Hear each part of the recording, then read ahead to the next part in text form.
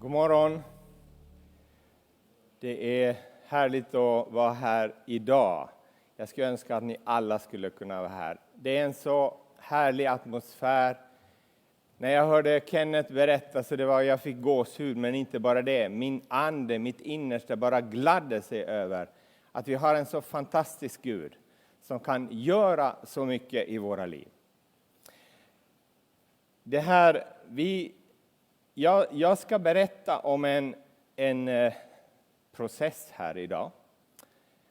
Men jag kommer visa den i bilder, förhoppningsvis. Jag känner mig som en liten meteorolog som ska plocka fram efterhand det här, och vi ska hoppas att det funkar. Men min rubrik idag är det här att Guds bästa för ditt liv. För ditt liv. Och nu ser ni den där. Nu ser ni den där bilden. Där. Bra. Den där bilden. Nu är jag betydligt Bra. lugnare. Okej. Men det är faktiskt en fortsättning bara på det här som vittnar om här. Kenneth alltså vittnar om hur Gud kan göra saker i våra liv. Hur Gud kan göra saker i våra liv. Är den där som tror mycket mer på oss än vad vi kan tro någonsin. Han som har tankar för oss som inte vi kan tänka. Men som kan uppfyllas genom att vi på ett eller annat sätt får nåd att kunna följa i Jesu fot. Och jag önskar att den helige Ande skulle få koppla ihop dig och mig idag ännu mera till vad hans syfte är, vad han vill och att våra livsöden kan få bli någonting som Gud får använda till det bästa både för oss själva och för hans egna syften. Och det är det som är det fantastiska med våra liv, att när de kopplas ihop med Guds syfte, det är då liksom det är någonting som kickar igång, som för oss in i det som vi egentligen innerst längtar efter. Och då kan han ta det förflutna och nuet och framtiden och sätta ihop det till någonting, och så blir det vad han har tänkt. Och det är det här som är helt underbart. Jag kommer faktiskt berätta om hur vin blir till. Och nu vill jag säga det här är ingen vinreklam, utan jag talar om processen hur vin blir till. Och du som tycker det är jobbigt med vin, tänk komma istället. Så går det bra. Och det här var faktiskt för 40 år sedan. Jag var ganska ung då. Och jag kan säga att det var en predikan jag hörde. Jag har glömt vad den egentligen handlar om, men jag kommer ihåg bilderna, jag kommer ihåg berättelsen. Och den garanterat, jag kan säga att den har hjälpt mig genom hela mitt liv fram tills idag. Och jag hoppas det ska få välsigna det också, på ett eller annat sätt. Nyckelordet för den här processen som det handlar om, den hittar vi i Romarbrevet 8:28. Det står så här att vi vet att allt samverkar till det bästa för dem som älskar Gud, som är kallade efter hans beslut. Och innan jag går in i den här berättelsen, jag kommer ta med Josef också här, så vill jag säga det här att det är en skillnad på process och det som Gud gör på en gång. Jesus, när vi tar emot honom i vårt liv, så då renar han oss från all synd. Han tar på en sekund så är vi alltså Guds barn. Vi tillhör honom.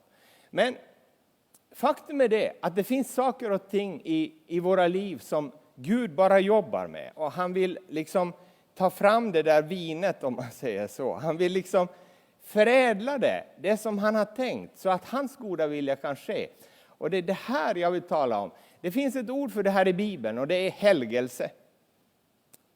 Jag återkommer till det. Men nu ska jag gå in i den här processen. Och då ska vi ta med Josef. Josef, du och jag, vi ska bli ett gott vin. Okej? Och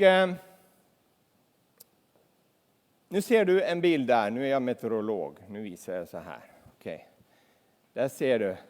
Vindruvorna hänger där så fina. Har du någon gång sett dem? Så vackra. Solen lyser. Den ena vindruvan säger till den andra, åh vad du är röd och fin.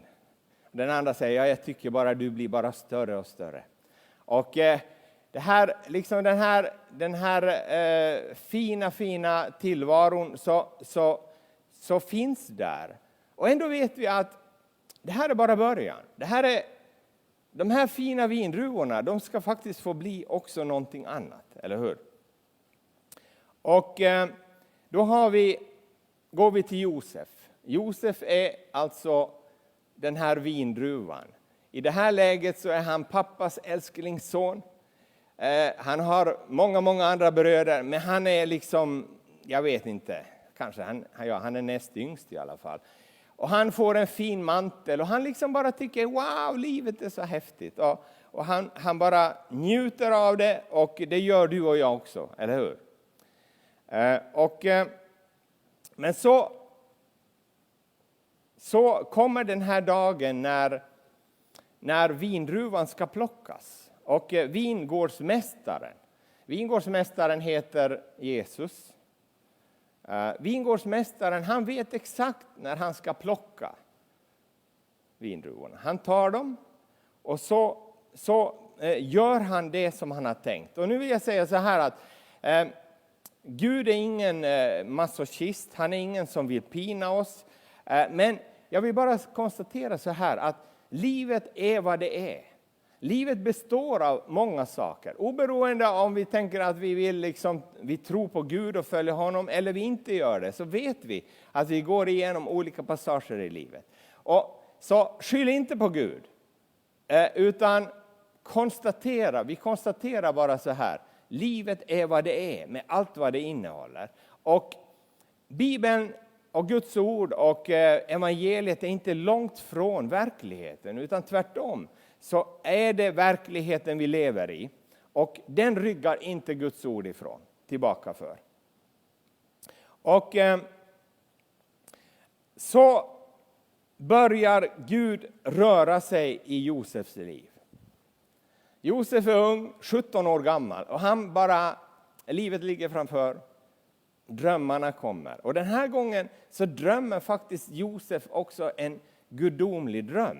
Jag vet inte om jag gjorde det när jag var 17 år. Jag har ingen minne av det.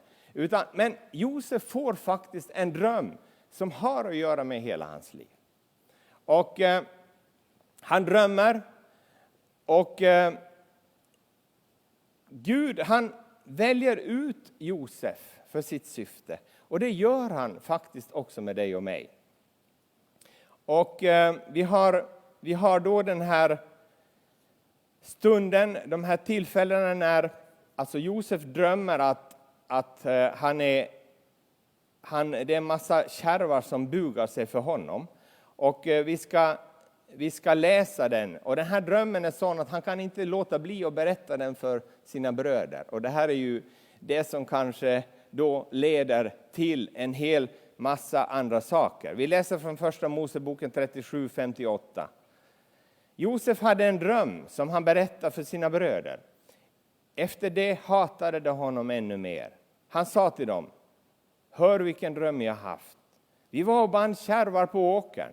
Då reste sig min kärva upp och blev stående. Och era kärvar ställde sig runt omkring och bugade sig för min kärve. Men hans bröder sa till honom, ska du bli vår kung? Ska du härska över oss? Och de hatade honom ännu mera på grund av hans drömmar och det som han hade sagt.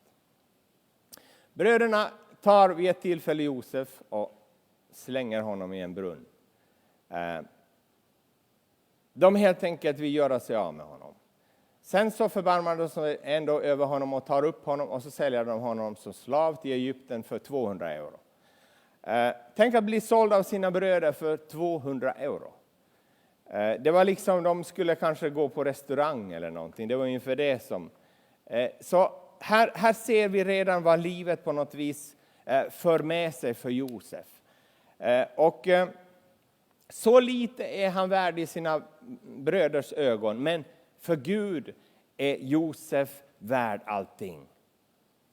Han blir bortplockad. Han blir uppryckt från sitt hem och sin religion och sin familj och förd till ett annat land långt borta.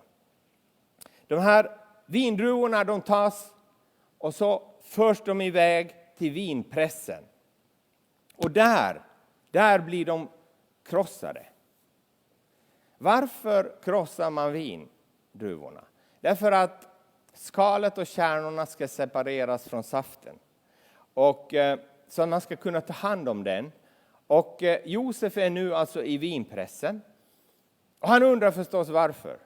Han kan inte förstå det här. Han tycker att livet är orättvist.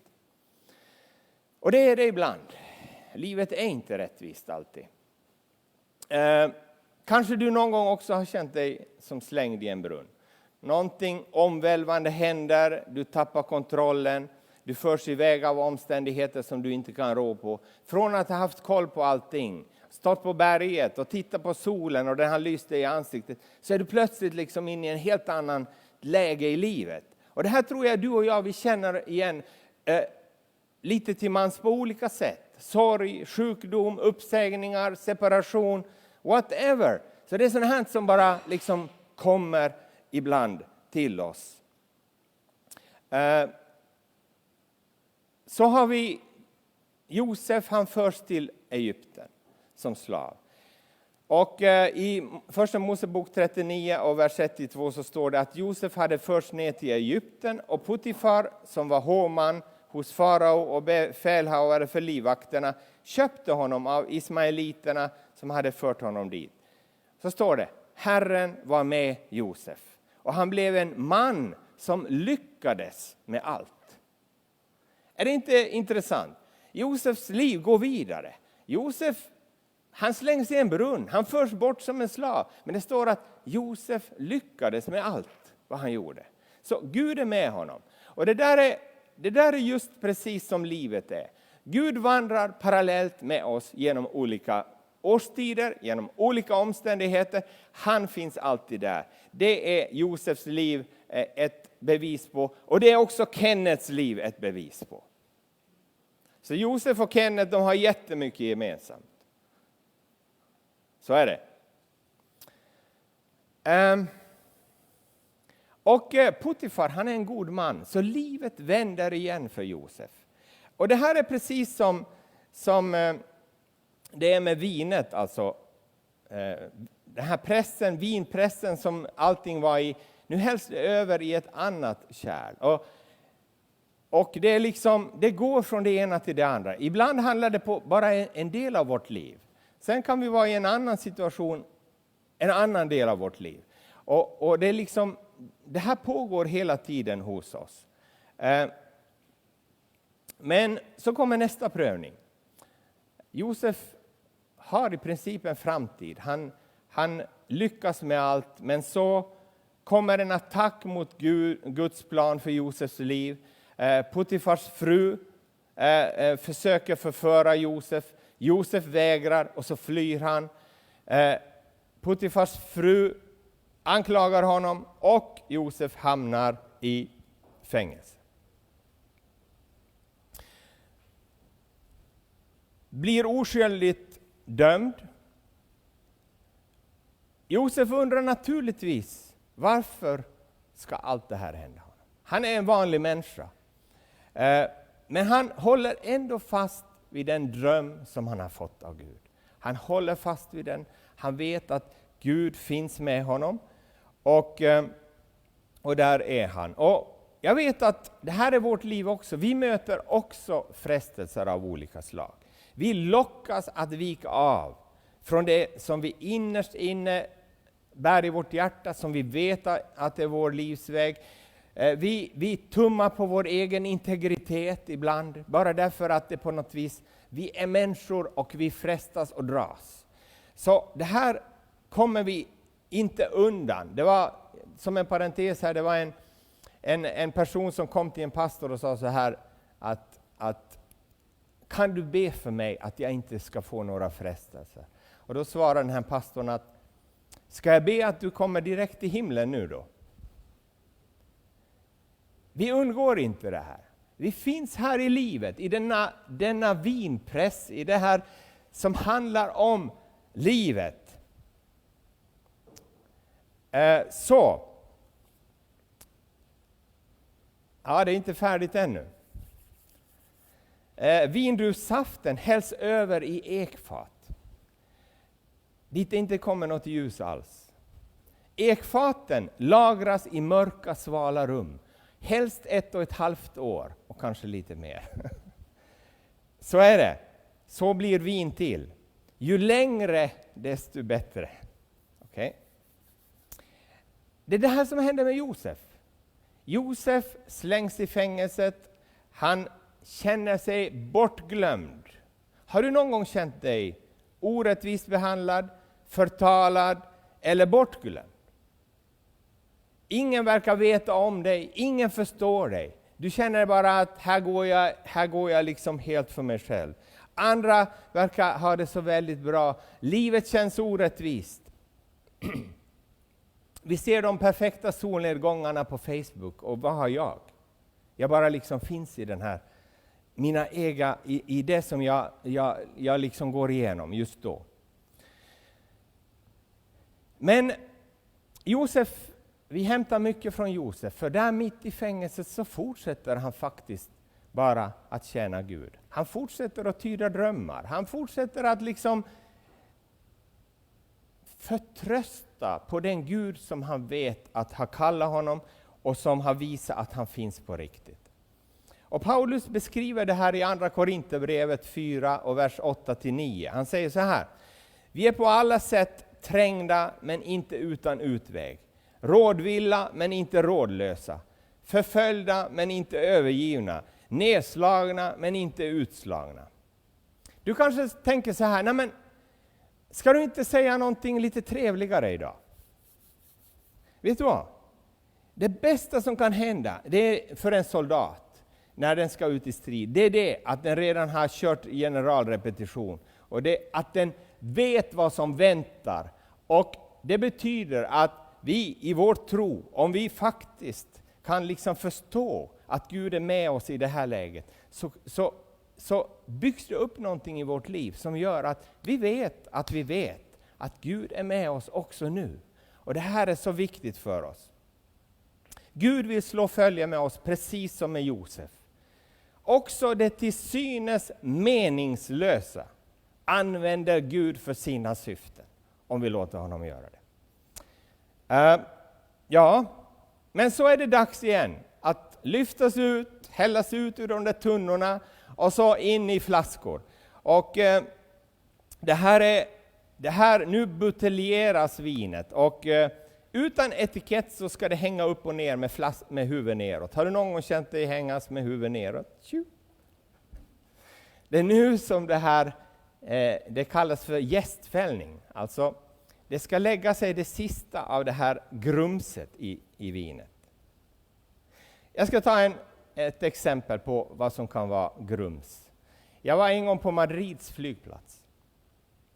Och jag stod där och väntade på att åka vidare någonstans. Och så bara hör jag plötsligt en gubbe där, en man, vråla. Han vrålar så det hörs i den 300 meter långa ankomsthallen. Och jag tänker, vad är problemet? Och han vrålar så jag tänker, här behövs ingen bomb. Snart exploderar han själv. Och jag tänker, hur ska det här sluta? 4 olika av personalen kommer dit och försöker lugna. Och han är till bristningsgränsen, bara uppfylld av en sån ilska. Så jag tänker, nej, gode Gud, hjälp honom. Det klaras upp sig på något vis, men då slås jag av den här tanken att tänk att ibland så i våra liv så finns det sånt som bara behöver på något vis lägga sig. Och jag vet att det är ibland smärtsamt, men det här grumset, det här som ibland rörs det upp hela tiden, och vi liksom lever i den där tillvaron av att vi bara kämpar liksom med saker i våra liv. Men vet du vad? Att det finns en väg, och det kommer den stunden när vi också kan lägga ner våra ilskor, eller det kan vara vad som helst. Men i den här processen så för oss Gud ändå till den här punkten när vi kan lägga ner någonting vid korset. Där vi kan liksom få nåden att lämna ifrån oss det som vi hatar själva i våra liv. Och så får grumset lägga sig ner. Och det här sker också i vinet. När det är klart så då tas det bort. Och så läggs den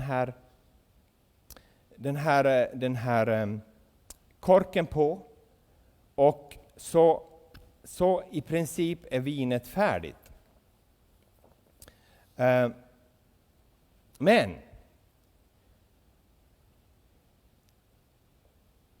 det här, nu vill jag säga att våra liv har många olika delar. Så det här kan vara på något område i mitt liv. Säg att det här är ilskan nu. Min vrede, allt det som gång på gång har velat komma upp. Nu har Jesus gjort något i mitt liv. Så att nu börjar det liksom, nu sätter han sin etikett på. Och han helt enkelt, vi är färdiga på något vis där. Det är liksom under kontroll. Jesus sätter sitt sigill, sin etikett på oss och ger oss sin bekräftelse. Och nu är inte de här flaskorna genomskinliga som ni ser på bilden, men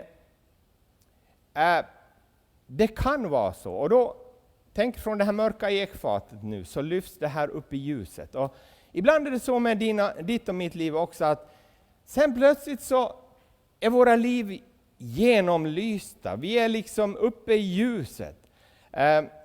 Människorna ser oss också, och på gott och ont. Vi blir kritiserade men också älskade. Då är det den där tiden där liksom wow, liksom bekräftelsen finns, och ja, ni vet. Och framgången kommer också. Du bara tycker att nu är det flyt. Och också i den stunden, också i det läget så behöver vi Gud. Ibland så talar vi bara om allt jobbigt och grejer, men vet du vad, när det går som bäst så behöver Gud allra mest. Tror jag. Nu sa jag kanske någonting överdrivet. Men jag tror vi behöver Gud hela tiden. Och det här är liksom den här, när Gud gör oss till ett kärl för hedersamt bruk. Alltså Gud för oss in i den här processen när han kan göra någonting, när vinet är klart. Och det här sker också för Josef. Han fortsätter att tyda drömmar i fängelset. Nu står han inför farao och så tyder han drömmar för honom. Farao tar honom till sig och han blir faraos närmaste man. Och så använder Gud Josef till att rädda hela Egypten ur hungersnöd. Sitt eget folk också. Och det här är liksom ett av syftena med Josefs liv. Tänk vad han har gått igenom. Men allt det här som han har gått igenom får han nu, så att säga, han går in i det skedet när Gud kan använda det här kärlet. När vinet hälls ut. När det liksom används för Guds syften. Och det är också Guds tanke för dig och mig. Och så kommer bland annat det här tillfället när bröderna kommer till honom. Bröderna som har slängt honom i en brunn. Som inte tyckte han var värd någonting. I det här tillfället står Josef där med all sin makt. Han har makt att göra vad som helst. Och vad gör han? Han slänger inte dem i fängelset. I någon brunn. Utan han förlåter dem. Han ger av det han har fått. Och vet du vad? Att det är det som är det fantastiska med Gud. Han ger oss sånt som inte vi har. För att ge vidare till andra. I det här skedet så blir Josef en välsignelse för hela sin familj. Istället för en förbannelse. Istället för att slänga hela familjen i fängelse. Så tar han dem till sig. Och så fortsätter välsignelse på välsignelse i Josefs liv. Och jag ska säga, det är precis det du och jag längtar efter i våra liv. Att välsignelsen ska få flöda genom våra liv. Och så vad jag vill säga så här. Det var inte djävulen som sände Josef till Egypten. Det var det inte. Han var inte bortglömd. Han var känd av Gud. Det står att Gud var med honom hela tiden. Och Ja, jag nämnde om det här redan, att vinet är klart och det hälls upp. Och för att välsigna andra, våra liv, Gud använder olika saker för att också våra liv ska få välsigna andra. Jag vill citera Corrie ten Boom som överlevde förintelsen och som har fått vara till jättestor välsignelse för många människor. Hon säger så här: detta är vad vårt förflutna är till för. Varje erfarenhet Gud ger oss, varje person som han för i vår väg är den perfekta förberedelsen för den framtid som bara han kan se. Och så säger hon också: nu vet jag av erfarenhet. Kom ihåg, Corrie ten Boom, hon gick igenom det här fruktansvärda förintelse, alltså utrotningarna under andra världskriget. Så säger hon: nu vet jag av erfarenhet att ljuset från Jesus är starkare än det djupaste mörker. Ta till dig det här också. Jesus är vingårdsmästaren. Den här processen att bli vin är ibland på olika plan samtidigt. Kanske vi är i vinpressen när det gäller vår ekonomi eller i någon relation. Kanske vi kämpar med frågor om vår framtid, vilket gör att vi finner oss i den där mörka ektunnan. Ibland är vi på toppen, allt går så bra. Vi är synliga, vi plockas, vi smakas av. Människor omkring oss följer oss, tittar på oss. Vi är liksom lite vindruva, lite pressad vindruvsaft och lite vin på samma gång ibland, eller hur? Men Gud ser och han vill att våra liv ska smaka gott och dofta gott. Var vi än finns. Det sker när vi tillåter Jesus att vara mästaren. Vingårdsmästaren. Mästaren i våra liv. Gud är med dig. Han tar dig igenom. Det är inte du som behöver kämpa. Det handlar om att låta vinmästaren göra jobbet. Vi skulle ibland vilja se allt på film. Våra liv, eller hur? Vi tycker det skulle vara så jättebra. Men det är bara inte så ordnat. Det är få förunnat att göra det. Att se att hur ska det bli och hur blev det? Men den filmen kommer vi faktiskt att få se. Jag tror att en dag i himlen så kommer du och jag gå på bio. Jag tror vi kommer ha många biobesök. Och det är biosal nummer 1. Och där kommer jag få se på filmen om Kenneth, om Liselott, Fredrik, Ater, alla som är här och du som är där på nätet. Tänk det, då kommer vi liksom få dela det, då kommer vi förstå saker. Nu förstår du inte allt, men då kommer vi se det där. Och jag ska säga, det kommer bli de bästa filmerna och vi behöver nog en evighet på oss för det också, tror jag. Och det här säger jag inte liksom som en schablon, jag säger det av hjärtat för jag tror verkligen det. Redan det lilla jag hör av Kenneth idag så förstår jag, tänk vad Gud kan göra och vad han förmår. Och det kan han göra med dig. Och så en dag, just därför, så kommer vi stå inför tronen, inför Guds tron och tillbe honom precis som vi har gjort här idag. Men då kommer vi fortsätta att göra det. Vi kommer att inse att han var med oss fast vi inte alltid såg honom. Vi kommer att den dagen tala om Guds nåd. Den dagen kommer vi bara säga, wow, tänk att du var där, du fanns där. Du höll din hand under när jag föll i fritt fall. Och så vill jag också dela det här fantastiska löftet från Filipperbrevet 1:6. Det står så här att, och jag är övertygad om att han som har börjat ett gott verk i er också ska fullborda det till Kristi Jesu dag. Tänk vilket löfte. Han som har påbörjat någonting, han ska fullborda det. Som kristen så finns det ingen gräddfil. Där du och jag bara seglar förbi allt annat och allt liksom, vi finns någonstans i en annan värld. Vi lever här och nu. Med eller utan Gud så består människans liv av med- och motgångar, av prövningar. Men skillnaden att ha Jesus med är att Gud gör någonting av våra liv. Han gör vi. Han helgar oss och gör något evigt bestående i oss. Så här står det i första Thessalonikerbrevet 5 och vers 23-24. Må fridens Gud själv helga er helt och fullt, och må er ande, själ och kropp bevaras hela, så att ni är utan fläck när vår Herre Jesus Kristus kommer. Trofast är han som kallar er, han ska också utföra sitt verk. Och till sist.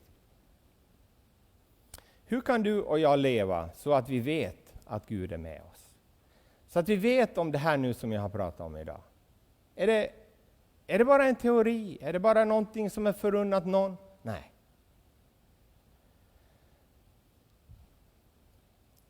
Det börjar med, om inte jag känner Gud, om inte jag vet vem han är, så börjar det med det här att jag säger Jesus, välkommen in i mitt hjärta. Jag vill vara jättekonkret här idag, därför att det finns så mycket teorier. Det börjar med att där jag finns, om inte jag har välkomnat Jesus, så säger jag, välkommen in i mitt hjärta. Det andra som jag behöver göra, det är det att jag börjar uttrycka vad jag upplever i mitt hjärta för Jesus. Det kallas för bön. Det betyder att jag får berätta allt. Jag får tömma ut. Ibland går jag i skogen och ropar, och jag kan ibland vara ganska frustrerad. Jag går så långt bort så ingen ska höra. Eller i bilen. Det är fantastiskt att till och med Gud tar emot mina frustrationer. Men inte bara det, utan den här processen av bön, när jag är i bön med Gud, vet du vad det är? Det är då det här grumset som håller på att fara upp och ner hela tiden, så småningom får det lägga sig. Jag utgjuter mig, jag lägger allt inför Gud, och så jag klagar. Läs psalmerna. David, han klagar. Han har långa klagovisor. Det finns en bok som heter Klagovisorna också. Du kan göra det. Och det här är det viktigaste som finns. Och då händer någonting. För att så småningom så kan jag överlämna någonting som jag bär på åt Jesus. Jag kan lämna över. Det är alltså det tredje du kan göra när du vandrar med Gud. Du kan överlämna det som rör ditt hjärta. Det står, kasta era bördor på honom. Ibland kan vi inte det. Vi är bara inne i det här. Men du kommer till det och då överlämnar du det. Och det fjärde. Gud talar till dig och mig genom Bibeln, genom Guds ord. Läs Johannes evangeliet och läs psalmerna. Börja med de 2 böckerna, så ska du se vilken fantastiskt tilltal Gud har för dig och mig. Gör det. Jesus har lovat att alltid vara med oss, och han överger oss aldrig. Ska vi be tillsammans? Jesus, tack för din nåd. Att det är du som bär. Det är inte jag som behöver bära upp, utan det är du som bär. Jesus, tack för att jag och vem som helst här av mina vänner just nu så får bara komma till dig och uttrycka det vi har i våra hjärtan. Du vet hur det är, om det är toppen eller botten. Därför att vi får tala om det för dig. Herre, tack för att du också vill ge oss nåden att föra oss till den punkt där vi kan överlämna saker till dig. Där vi kan ge ifrån oss det där och låta dig ta kontrollen. Tack för att du då häller oss från ett kärl till ett annat. Du gör det i oss som inte vi kan göra. Herre, har vi varit trolösa så är du trofast. Har vi gått ifrån dig så är du ändå trofast. Och du drar oss till dig hela tiden. Så Jesus, jag välsignar var och en som har lyssnat. Jag ber att du ska fortsätta det goda verk som du har påbörjat. Herre, Jag vet att vi är i goda händer. Amen.